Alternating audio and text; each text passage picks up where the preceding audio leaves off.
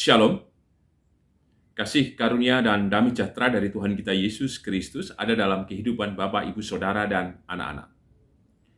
Kita berjumpa kembali dalam renungan nafas pagi yang hari ini didasarkan dari Efesus pasal ke-6 ayat 1 sampai dengan ke-9. Sebelum kita bersama merenungkan sabdanya, mari kita menyatukan hati di dalam doa. Bapa yang murah hati, kami mengucap syukur atas rahmat kasih dan kesempurnaan karya-Mu, sehingga senantiasa kami diselamatkan, ditolong, dan ditopang oleh kekuatan dan mukjizat-Mu. Maka kebenaran firman-Mu yang hendak kami renungkan bersama, kami yakini adalah kebenaran dan nilai serta berkat untuk kehidupan kami. Berfirmanlah ya Tuhan, kami siap mendengarkannya. Buka dan jamahlah tubuh jiwa roh kami, supaya Engkau sendiri Tuhan yang berkarya. Dan kuduskan layakan kami melalui pengampunan dan kasih-Mu itu Tuhan. Di dalam-Mu ya Tuhan Yesus, Sang Sumber kehidupan dan keselamatan, kami naikkan doa ini dengan syukur, dengan percaya dan berserah. Amin. Efesus pasal ke-6, ayat 1 sampai dengan ayat ke-9. Taat dan kasih. Hai anak-anak, taatilah orang tuamu di dalam Tuhan, karena haruslah demikian. Hormatilah ayahmu dan ibumu. Ini adalah suatu perintah yang penting, seperti yang nyata dari janji ini, supaya kamu berbahagia dan panjang umurmu di bumi. Dan kamu, bapak-bapak, janganlah bangkitkan amarah di dalam hati anak-anakmu, tetapi didiklah mereka di dalam ajaran dan nasihat Tuhan. Hai hamba-hamba, taatilah Tuanmu yang di dunia dengan takut dan gentar, dan dengan tulus hati, sama seperti kamu taat kepada Kristus. Jangan hanya di hadapan mereka saja untuk menyenangkan hati orang, tetapi sebagai hamba-hamba Kristus yang dengan segenap hati melakukan kehendak Allah, dan yang dengan rela menjalankan pelayanannya seperti orang-orang yang melayani Tuhan dan bukan manusia. Kamu tahu bahwa setiap orang, baik hamba maupun orang merdeka, kalau ia telah berbuat sesuatu yang baik, ia akan menerima balasannya dari Tuhan. Dan kamu, tuan-tuan, perbuatlah demikian juga terhadap mereka, dan jauhkanlah ancaman. Ingatlah bahwa Tuhan mereka dan Tuhan kamu ada di surga, dan Ia tidak memandang muka. Berbahagialah kita yang mendengarkan sabda Tuhan, berbahagialah kita yang percaya. Haleluya. Amin. Bapak, Ibu, Saudara, dan anak-anak, tema nafas pagi hari ini, tidak memandang muka. Ada sebuah warung yang sering saya kunjungi dulu ketika mahasiswa. Letaknya di sebelah timur Polsek Danurjan, atau sebelah selatan Universitas Kristen Duta Wacana. Warung itu selalu penuh ketika baru dibuka jam 6 pagi. Karena banyak orang yang sudah siap-siap untuk sarapan, termasuk saya.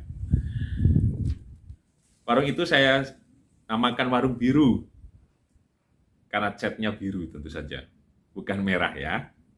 Tidak terlalu lebar, tetapi karena suasananya yang asik menurut saya, sehingga dari berbagai latar belakang,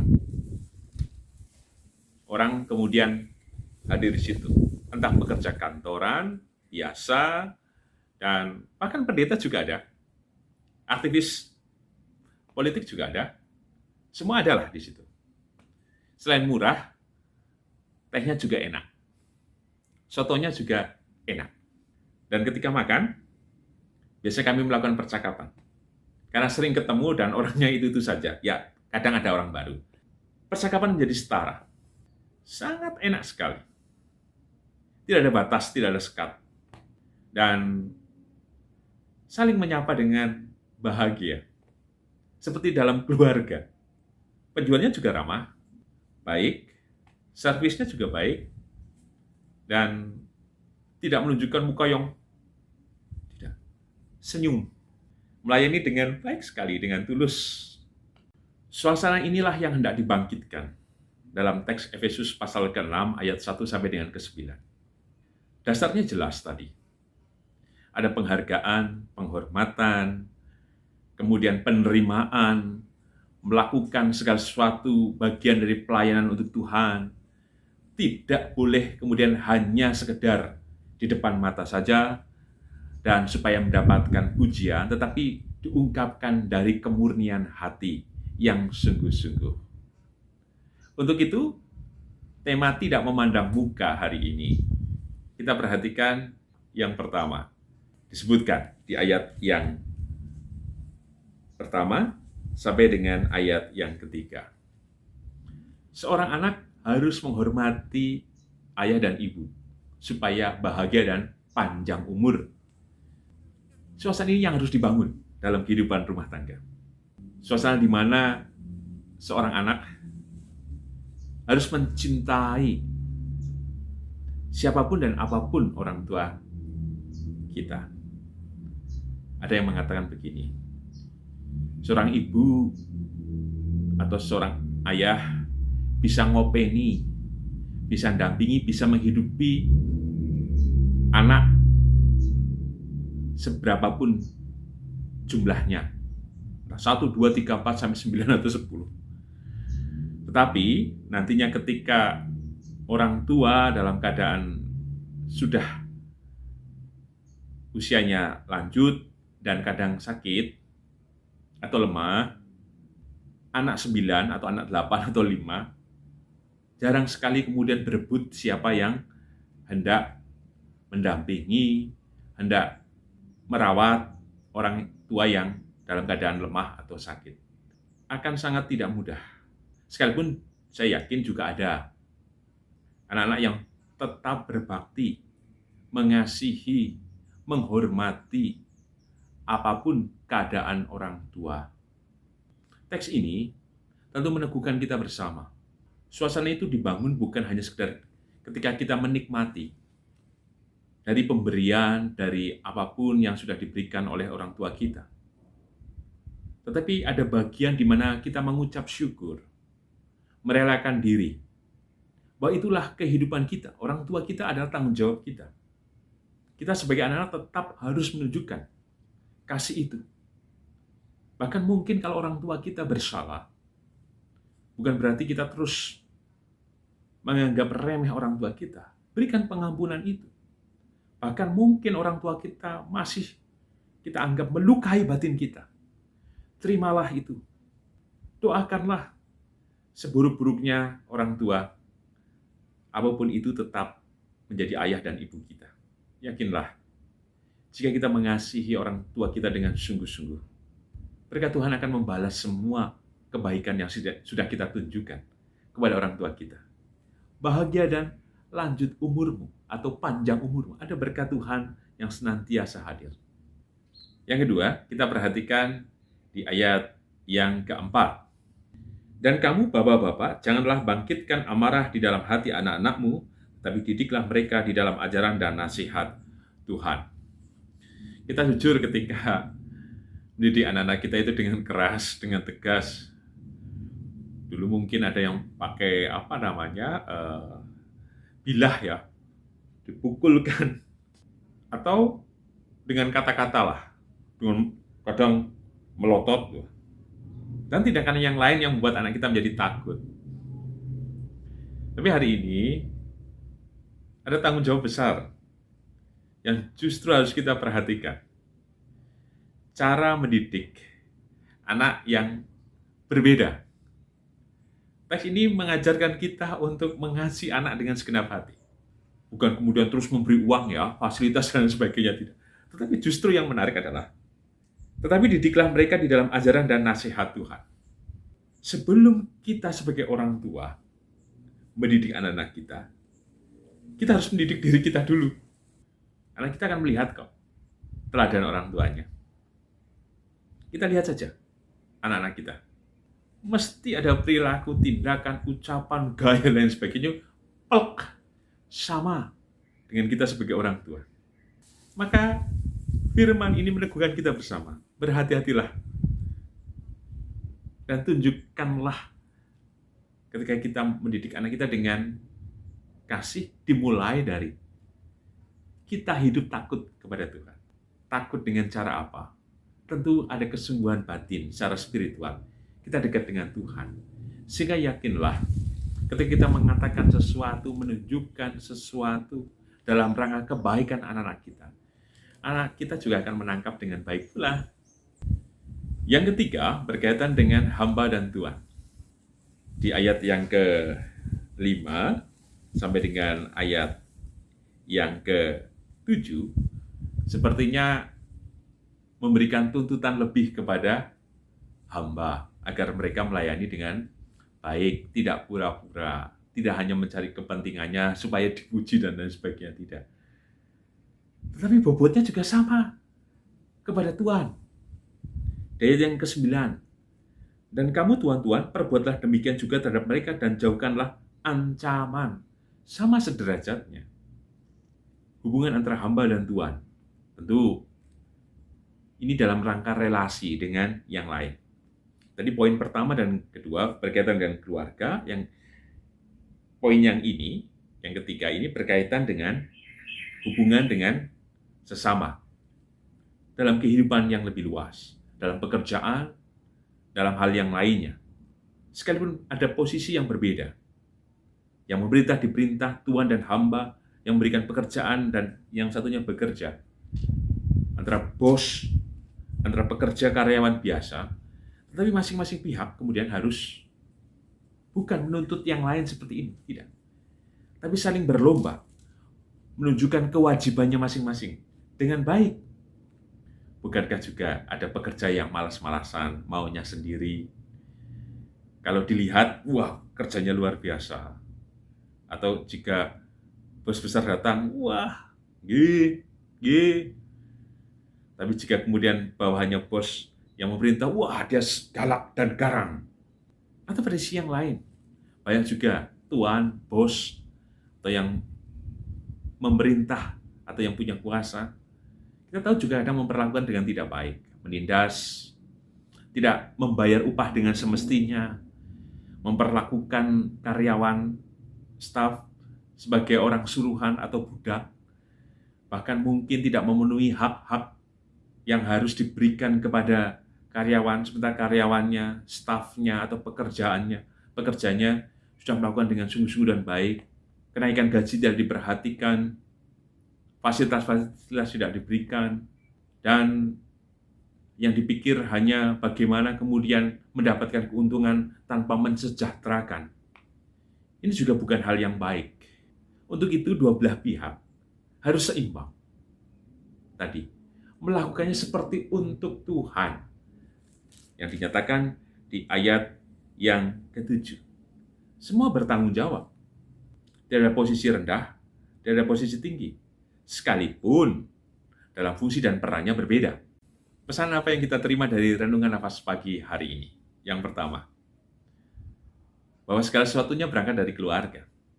Hubungan tadi antara anak dan orang tua, dan orang tua kepada anak-anak. Sebelum ini terjadi, harus dilandasi kehidupan suami istri. Jika kita membaca di pasal ke-5 ayat 22 sampai dengan 33, harus kemudian saling mengasihi, harus saling menghormati, dan terus bersatu dalam kehidupan cinta kasih dan hadir sebagai penolong. Maka jika ini dimulai, maka suasana itu akan terbangun. Dan ketika suasana terbangun, maka saya yakin ada damai, ada ketenangan, dan anak-anak pun akan menerima berkat itu. Coba bayangkan, jika setiap hari Bapak, Ibu, atau orang tua terus berkelahi, marah, anak-anak akan merekam semuanya. Bisa jadi dia akan marah nantinya dan tidak hormat kepada orang tua. Pada sisi yang lain, anak-anak harus punya kewajiban pula untuk merayakan syukur kehidupan yang telah diterima. dan tetap memiliki kewajiban menghormati, mengasihi orang tua dalam situasi dan keadaan apapun. Jangan tinggalkan orang tua kita. Saya bersyukur di tahun 2019 ketika ibu saya berpulang ke Bapa di sorga. Saya menunggui sampai dengan nafas terakhir. Saya berdoa dan itu menjadi berkat besar untuk saya. Saya tidak bisa membalas kebaikan ayah dan ibu saya. Yang saya tunjukkan ketika ibu saya meninggal, saya memandikan ibu saya, jenazah ibu saya. Sampai saya mengatakan, "Nyun sewu ya Bu, tak mandikan." Sambil bercakap. Bentuk penghormatan saya. Ya ada kesedihan. Saya tidak merasa jijik. Saya kehilangan, tapi diwujudkan dengan syukur dan penghormatan tadi. Yang kedua, berkaitan dengan relasi tadi, dengan sesama. Jika kehidupan keluarga kita menjadi baik, semua terbangun dengan baik, maka segala sesuatunya juga akan menjadi baik, termasuk hubungan kita dengan siapapun. Semua diterima sebagai keluarga. Tuhan menganggap hamba sebagai keluarga, hamba menganggap Tuhan sebagai keluarga. Saling menghormati, saling menghargai. Yang ketiga, terkhusus di ayat ke-8. Kamu tahu bahwa setiap orang, baik hamba maupun orang merdeka, kalau ia telah berbuat sesuatu yang baik, ia akan menerima balasannya dari Tuhan. Bahwa kebaikan yang kita lakukan, Tuhan akan memberikan balasan. Yang pernah saya sampaikan sebelumnya. Siapa yang menabur akan menuai. Maka taburkanlah kebaikan-kebaikan itu. Maka kita akan menuainya. Yang keempat, di ayat yang ke-7. Dan yang dengan rela menjalankan pelayanannya seperti orang-orang yang melayani Tuhan dan bukan manusia. Maka segala sesuatu yang kita kerjakan dalam kehidupan rumah tangga kita sebagai orang tua, kita sebagai anak, kita sebagai saudara, keluarga besar, kita sebagai anggota masyarakat, lakukanlah itu seperti untuk Tuhan. Persis juga di Efesus pasal ke-5 ayat 21.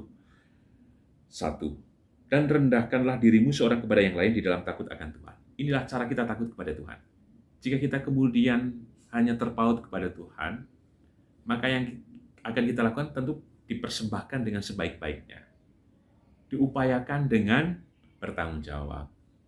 Dan hasilnya tentu bukan hanya bicara untuk diri kita, tapi untuk kehidupan bersama. Seperti untuk Tuhan. Supaya kita tidak punya pamrih atau kemudian membeda-bedakan. Saya kasih ini untuk anak ini, yang ini tidak. Kita begitu hormat pada orang yang dianggap lebih, sementara untuk orang yang kita anggap lebih rendah, kita malah tidak hormat sama sekali. Tidak demikian. Semua memiliki kesederajatan, semua memiliki kesetaraan. Maka lakukanlah itu dengan sebaik-baiknya. Yang kelima, tetapi sebagai hamba-hamba Kristus dengan segenap hati melakukan kehendak Allah. Ini di ayat yang ke-6.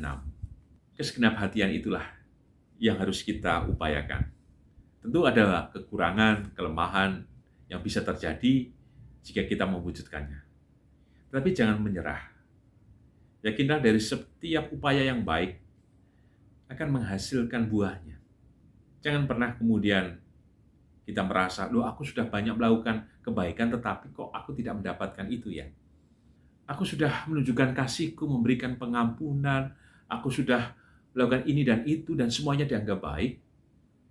Toh hidupku tetap begini saja, toh orang itu tetap tidak menyapaku, toh orang itu tetap menghinaku, dan sebagainya. Mari seperti poin tadi, kita melayani bukan untuk manusia, tetapi seperti kita untuk Tuhan. Kalau hanya orientasi pada manusia, tentu kita akan mengukur dan itu akan membuat kita menjadi sakit hati. Tapi ketika kita mewujud nyatakannya sebagai ibadah kepadanya, tentu dengan kerelaan, tulus hati, dan apapun itu, kita tidak akan mempertanyakannya. Karena itu keluar dari nurani yang murni, ketulusan tubuh jiwa roh kita. Biarlah Tuhan yang menilai, biarlah Tuhan yang kemudian berbicara, dan biarlah Tuhan yang berkehendak. Selebihnya Tuhan, kita hanya mengerjakan apa yang bisa kita lakukan dan kerjakan menurut potensi, talenta, dan kemampuan diri kita. Sebagai penutup renungan nafas pagi hari ini, dengan tema tidak memandang muka, mari kita perhatikan ayat yang ke-9. Ingatlah bahwa Tuhan mereka dan Tuhan kamu ada di surga dan Ia tidak memandang muka. Persis tadi gambaran di awal di warung biru. Penjualnya ramah dan murah. Ada komunikasi dan interaksi dengan para pembeli. Pembeli juga menghormati penjualnya, bahkan seperti keluarga sendiri ya. Dan mereka pun bertanggung jawab untuk membayar. Antar pembeli juga ada satu sama lain dalam kegembiraan, dalam tawa, dan penghormatan dan penghargaan. Semua golongan boleh masuk. Tidak ada larangan dari kelompok manapun untuk tidak boleh datang. Semua boleh bebas. Ruang sempit, tetapi ada kehidupan, keluarga, dan relasi dengan sesama jadi baik. Maka inilah yang harus kita upayakan. Karena Ia tidak memandang muka, maka kita semuanya sama, setara dan sederajat. Dan demikian, ketika kita melaksanakannya dalam taat dan kasih, seperti judul perikop, kehidupan itu menjadi manis. Disebutkan, bahagia dan panjang umurmu. Itu akan terjadi. Yakinlah, Ia yang tidak memandang muka. Berarti Ia melihat dan mengenal kita satu persatu. Ia yang tidak memandang muka, sesungguhnya hadir, memberkati kita, yang mengupayakan kehidupan ini dengan sebaik-baiknya. Amin. Mari kita menyatukan hati di dalam doa. Bapa yang penuh kasih, kami mengucap syukur untuk kebenaran firman-Mu. Kami diajarkan duta dan kasih untuk tidak memandang muka, seperti Engkau juga tidak memandang muka kepada kami.